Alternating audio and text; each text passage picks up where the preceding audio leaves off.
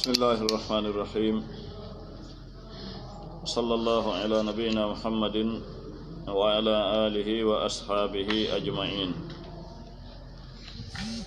إمام رحمه الله بماكي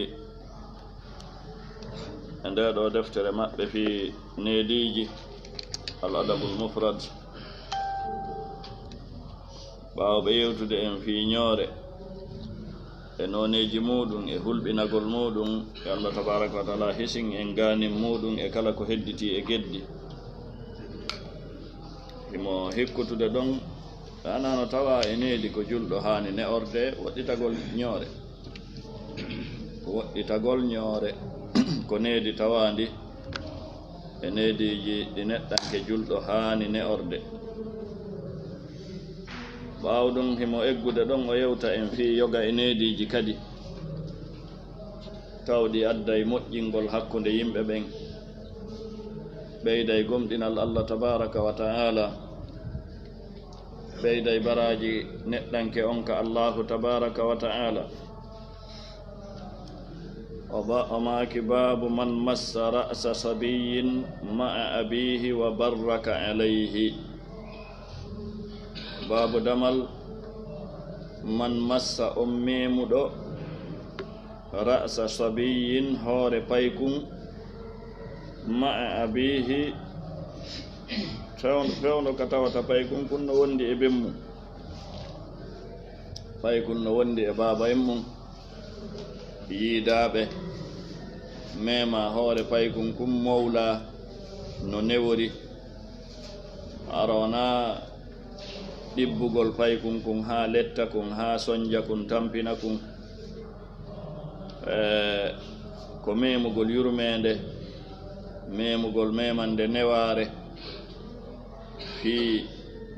wulayo iw hakkunde paykun kun e muɗum, mana wowtodiral ara. annon en jangino sifa ɗen dame ɓawo ga ko ɗuuɗi no tawa e ko l'islamu rerɗini ɓannitugol fayɓe ɓen, yurmingol fayɓe ɓen, wowtodirgol e fayɓe ɓe ko tawa ɗum e yurmede l'islam. won wonon no tawata waway addude ɗum ɗon haray l'islamu no rerɗini fi muɗum. l'islamu no rentini no haɗi ko wiyete kon nde neɗɗo wonata hiiɗaɗo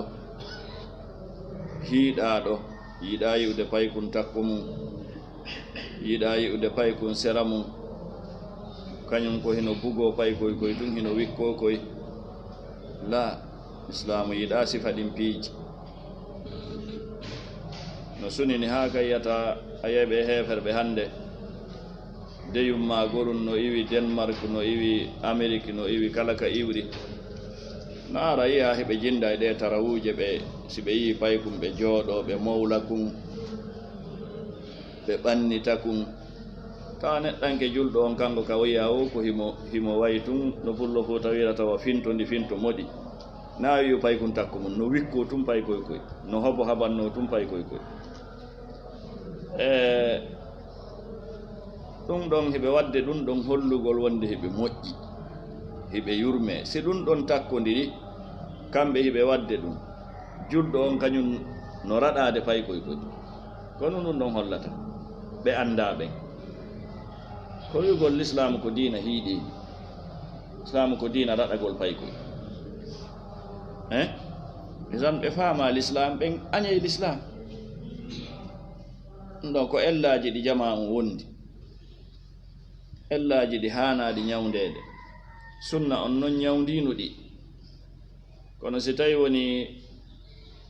goɗɗo anda lekki hunde kaari, lekki no woodi ma anda taw hunde kaari ko nawnare, aray ko masibo molnago. aray kadi ka fijirgol paykoy, anana woɓɓe gono inna mo fijiri paykun ku yawotomo. ɗum ko haala ka tata wona e pilasi ka woni, ka ala e pilasi makka. sa fijiri paykun kun fijidaru paykun, mana a waɗi hoore ma paykun an kadi on sa yawdire. kono si tawi ko fijidaru yurmede, fijidaru newende, paykun kun ku yawotako, bal ku yiɗete kun teddini. hino iwiya wonde nelaaɗo sallah sallam si iwtino kaɓe seeni ɓe hewtitino yaasi saare madina pay koye koye fof noddondirayno kala ka mbaɗɗateɗe maɓɓe ndin fewndi pay koye koye dogayno aɗa ƴawa e hoore may ko yawre noon na yawre nelaaɗo sallah sallam kenen haray no juulude ka juulirde jama on no hasan ara ƴawa ka si ɓe sujji o ara o ƴawa e hoore maɓɓe no selli sunna ka sella o ara o ƴawa e hoore maɓɓe ɓe ɓooya ka sujuudu ɗum ɓuri ka ɓe wono ɓooyude ɗon fiiwata ɓe ɓanto o yana no selli ka tabiti ka sunna ka tabitaani ko yawre noon ha ko yurmede noon ko wowtodiral noon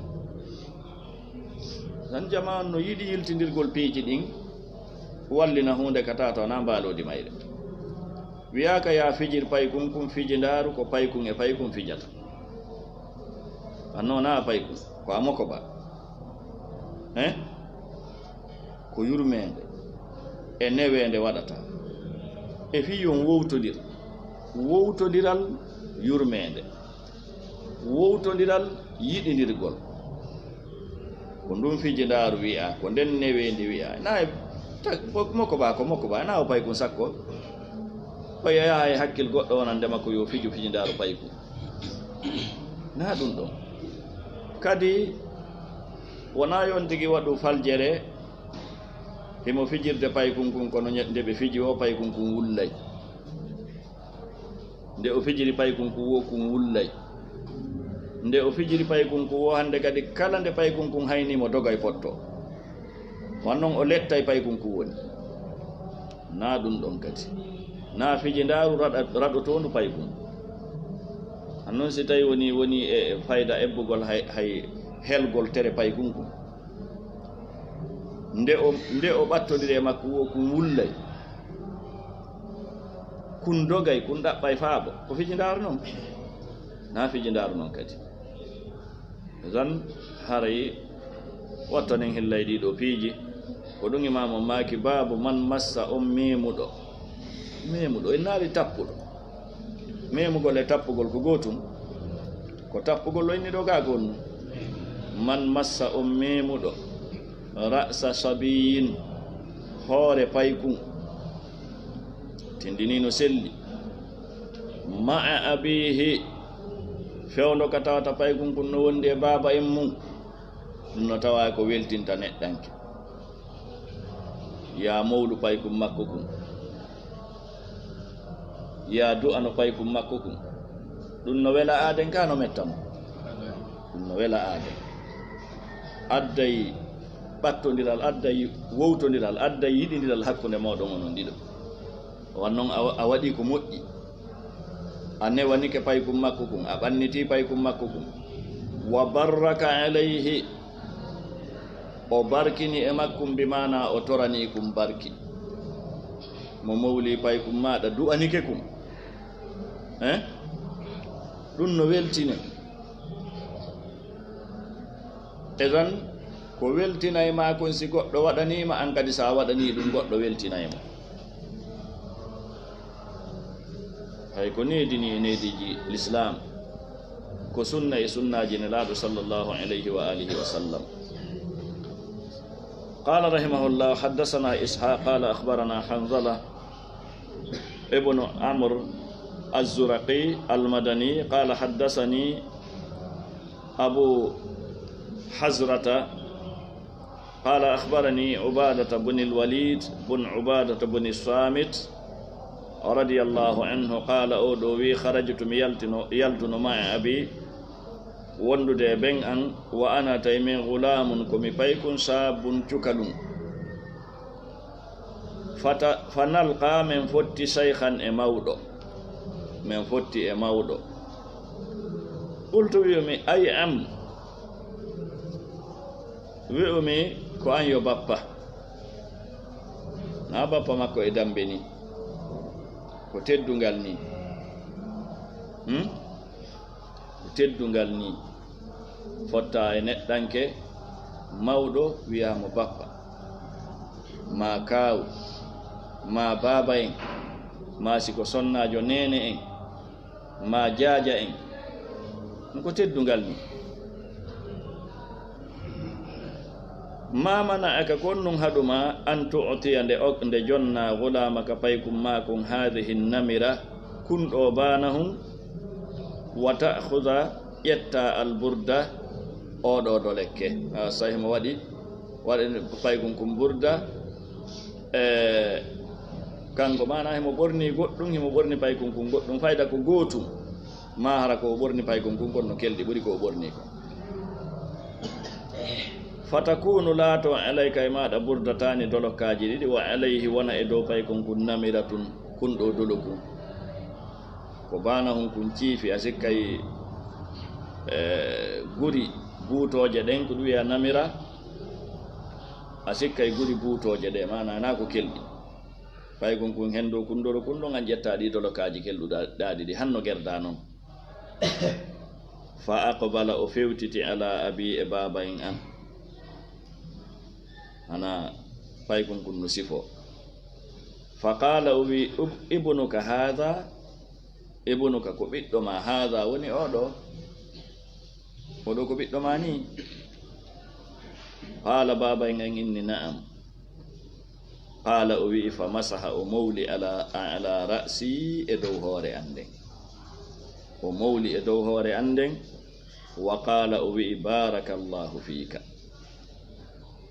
o wi barakallahu fika yo Allah waɗu barke ma yoni mahallu shahid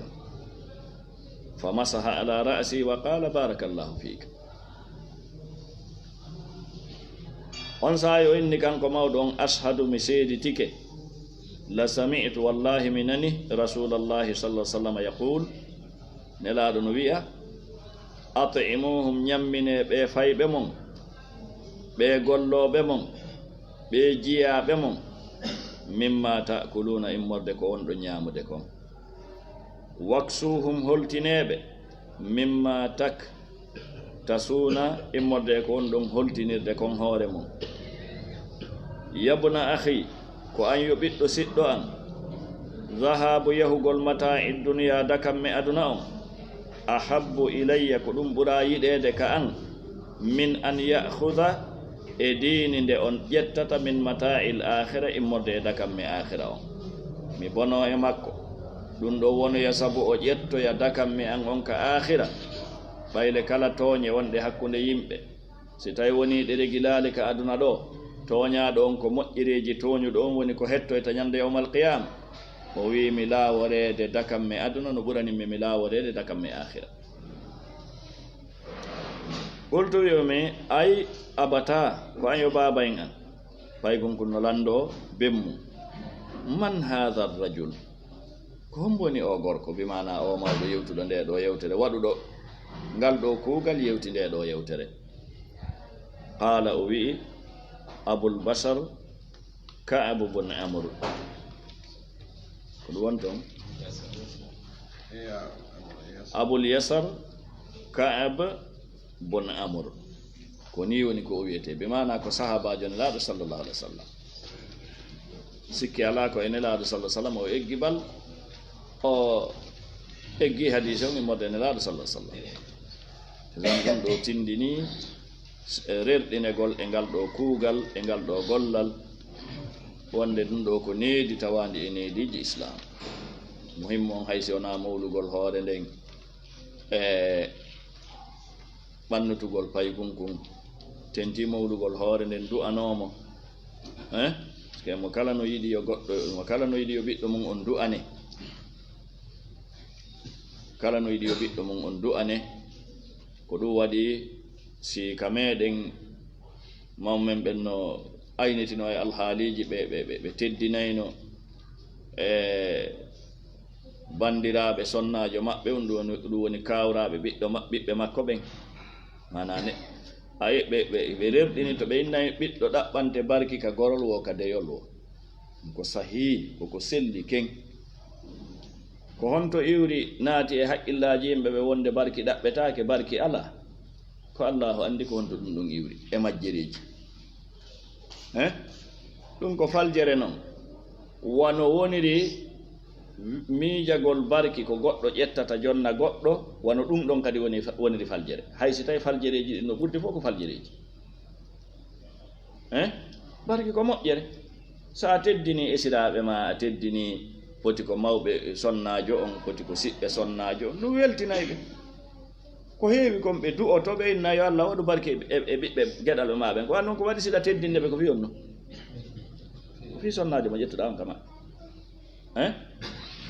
ɓe du'anto ɓe torano geɗal ɓe on sonnajo yo Allah waɗu barke e maɓɓe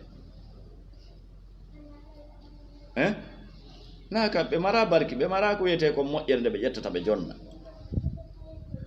koko fandaɗo na moƴƴere ƴettetende jonne ko Allah woni ko addata nde kono o torete kadi hay mo waɗanɗa on si du'aki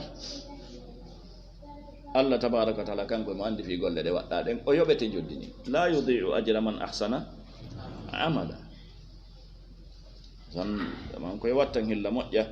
sunna on o faame ara ko faamu no yewtuɓe moƴƴuɓe ɓen faamiri no wona miijutu wongo arde haqqillaji yimɓe ɓen diina wona ra'ay ali makanino en law kana dinu bil ra'ay la kana asfala al khuffi awla bil mashi min a'lahu diina wona ra'ay hina ko wiyete kon falsafa ƴetta to taƴa to gollitira hakkil mumkin moɓidira ko hakkil mumkin ñooguji ɗi hakkil mumkin moɓidiri ɗe inna ko ɗum woni diina la wona ɗum diina ko wahay kadi ko e nelaɗo diina kan ari nelaɗo Allah eltanno ɓe woɓɓe ɓe wonduɓe e maɓɓe nelaɗo jonni ɓe diina kan no ka ardi ɓen kadi woɓɓe goo ɓattiɓe ɓe jonni ɓen diina kan ɗum woni sahaba tabi'ina tabi'ina ɓe wiyete qurunul mufaddal ko e dow faamu ngu ɓeeɗo faamuno ɓen ko ɗum woni diina awigol tum miɗo dallinorde aya ma miɗo dallinorde hadis ayeje no dallinorede ta wona dalil majji hadisaji no dallinorede hara wona dalil majji man sanna fil islami sunnatan hasana hino ɗo woɓɓe no yaltini wo bidi a nder ɗo bidi a mawludu o mawludu ko sunna hasan ko on sahaba ko on faamu sahaba en faamuno ɗon ko on faamu tabi'ina en ma tabi'ina en faamuno ɗon idan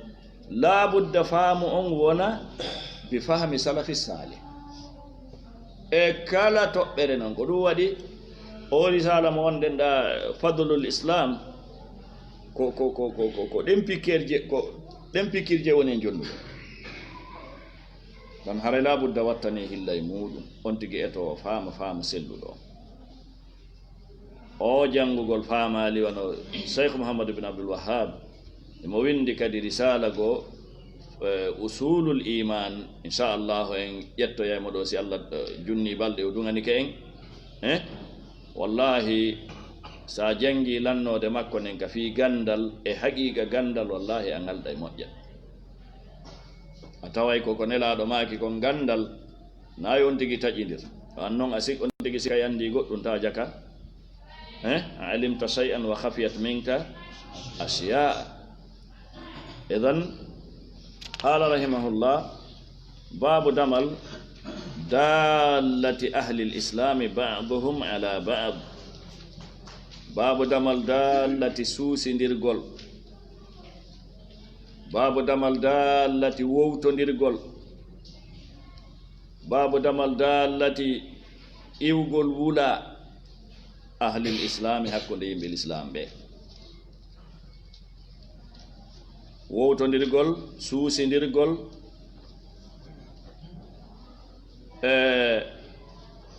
wallondirgol yiɗindirgol ba'duhum woɓɓe maɓɓe ala ba'din e dow ɓeya hana no arde ley ɗo yewtere tindinde wonde yimɓe l'islam ɓen no hani suusindirde ɓe hani hoolondirde ɓe hani yiɗindirde wula no hani iwde e hakkunde maɓɓe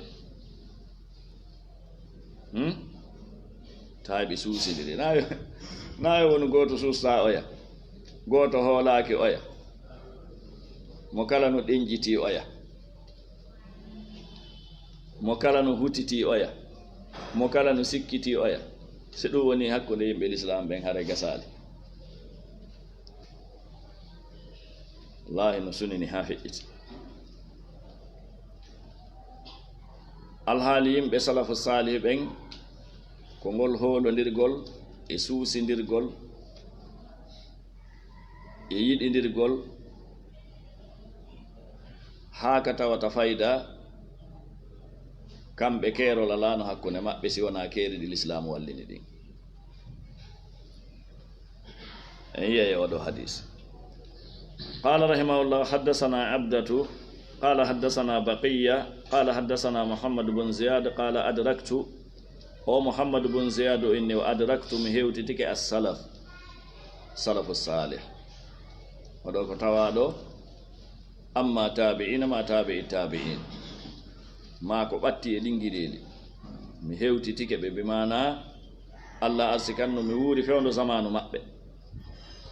wa innahum tabiti kamɓe salafu salih la yakununa wallahi ɓe laatotono fil manzili lwahidi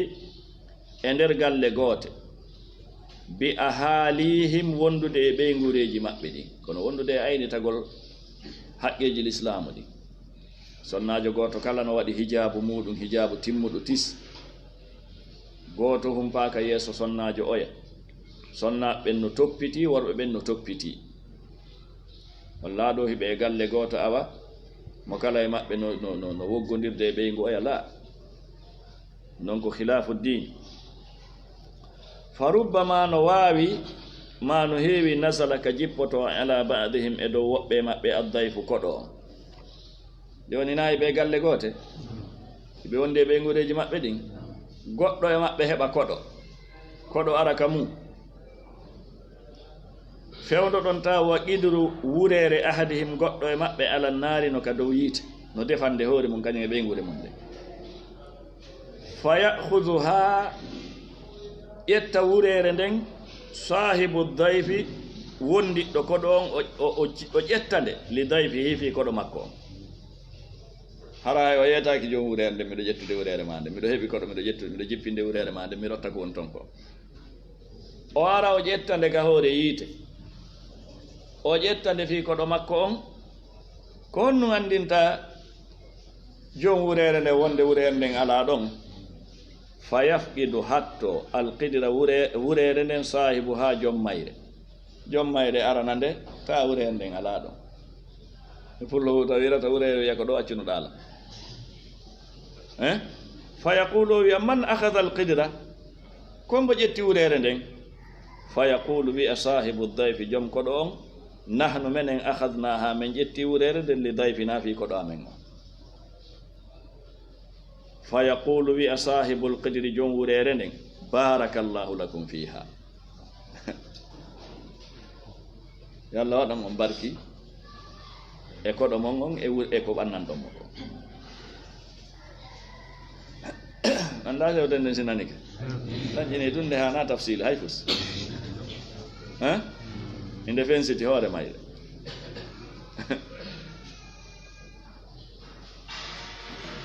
ɗo si tawi wurere sagginande fi ko ɓeygure nde ñaama tawi woniri ni siko bidorri ndiyam on tigi ƴetti kan sonkay siko laɓi on tigi ƴetti sonkay siko tapi humma ko nandi on tigi ƴetti sonkay enen goɗɗo no suusi wadde ɗum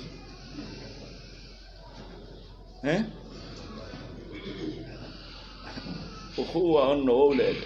namal mu'minuna ikhwa al muslimu akhul muslim tenti ka sunna fuɗɗano jangede kala fottaɗo akhi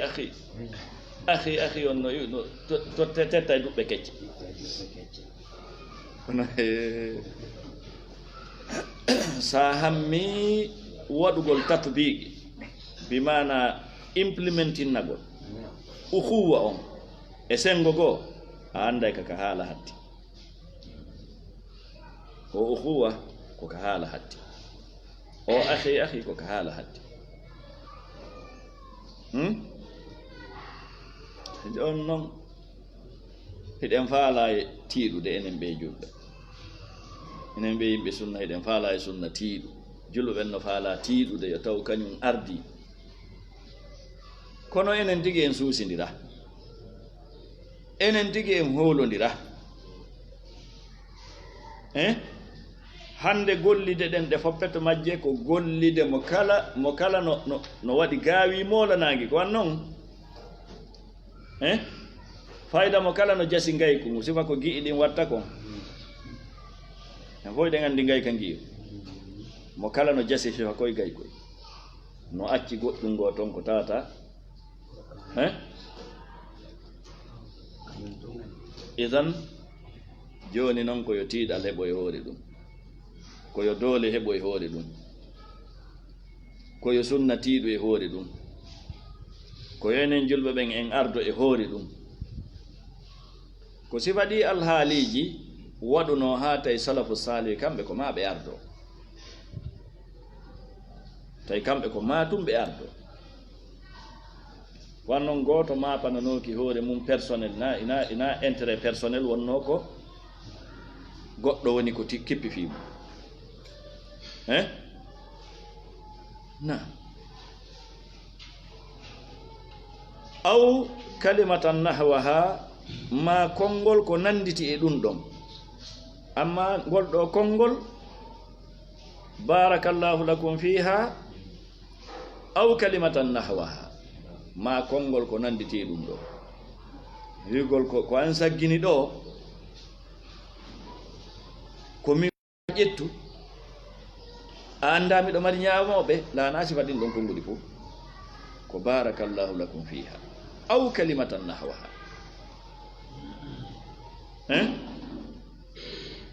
qala baqiya wa qala muhammad wal khubzu bireti on kadi ma gato on in khabazu sibe moƴƴini bireti on mithl zalika ko wana noon kadi goɗɗo moƴƴinay bireti ma gato tano ka hoore yiite ma no kala ka o waɗi si kawtal ngal heeɓi ko ɗo ara tuma ƴetta landotako ko annon ko daalla woni hakkunde maɓɓe ko wiyete daalla ona tindingol ni goy mana on ko wowtodiral suusidiral ko suusidiral e laaɓodiral e wowtodiral e yiɗidiral e ko nandi hen ɗo hono naati nder ɗo walaysa baynahum tawa laataake hakkunde maɓɓe illa judurul qasab si wona maadiji gawƴe ɗen facilité kelɗuɗo ala on sa ko balinji wonano sañede gawƴe wonano sañede ko ɗum wonno maadi ni hakkunde maɓɓe tiiɗal ala kono diina kan hari no marsude hiɓe hulɓini kamɓe julɓe ɓen hiɓe mari mirin hande e hino étasiji e hino batirje jane e hino village e ko nandi hen e ko nandi hen e ko nandi hen kono hiɗen andi ko honto fewndi e cenɗe buy qala baqiya wa adraktu mi hewtitike ana min dhalika ɗum ɗo muhammada mi tawdi ɗum ɗo muhammada bun ziyad wa ashabahu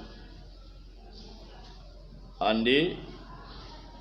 kombo fillinde yewtere ɗo muhammad bun ziyad baqiya oɗo kadi no gasa ko jannganakujo muhammadu bun ziyad oɗo kadi inni andi muhammadu bun ziyad wi ko non tawri baqiya kadi wa adraktu ana zalika muhammad bun ziyad wa asaba ko ni min kadi mi tawri muhammadu bun ziyad e ɗimmoɓe makko ɓen muhammadu bun ziyad ko non tawruno mawɓe mum ɓen ɗum woni salaf baqiya kadi ko ni non tawri muhammadu bun ziyad e ɗimmoɓe mum ɓen no wondiri haray no tawa e needi hakkunde julɓe ɓen handide hakkunde julɓe ɓen yo taw hiɓe hoolodiri hiɓe wowtodiri hiɓe laaɓodiri hiɓe yiɗidiri hiɓe yiɗidirani ndo ko needi tawandi hakkunde hanude hakkunde julɓe ɓe tenti wonɓe janngude sunna ɓe si ɗum waɗi ɗum ɗon dimɗina dimɗe mum ɗen non kala leggal no mari dimɗe muɗum si leggal ngal ko laaɓungal sajaratan tayyiba leggal ngal woni leggal laaɓungal ngal dimɗina hon ɗum dimɗe moƴƴe homɓe haaji tora ɗe jon leggal ngal eɓe hawti ɓen ɓe ñaama ɗen dimɗe moƴƴe si leggal ngal ko soɓungal ngal dimɗina dimɗe honɗum dimɗe soɓuɗe ko on mbo ñaamata ɗen dimɗe kadi ko jom mum na haray ko enen anndi ko honno faala ɗen ko faala ɗen kon noon ko laabudda rewe laawol gasetengol reweede ngol si ɗum heɓo qala rahimahullah babu damal ikrami dayfi teddingol koɗo on wa khidmatihi e kurkagol makko kanko jonkoɗo on iyahu kurkano koɗo on bi nafsihi kañum tigi go o teddingol koɗo on ko wiyete karam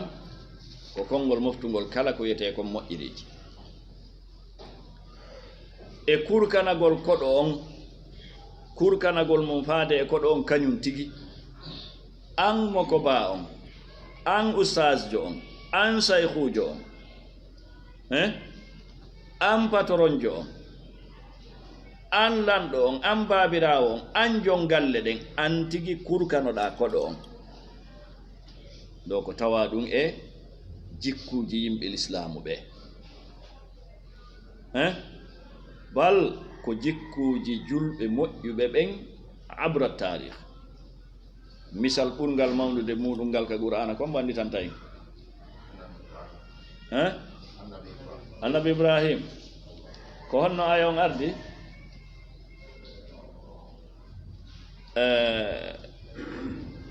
honno aya on fuɗɗode dayfi ibrahima almukramin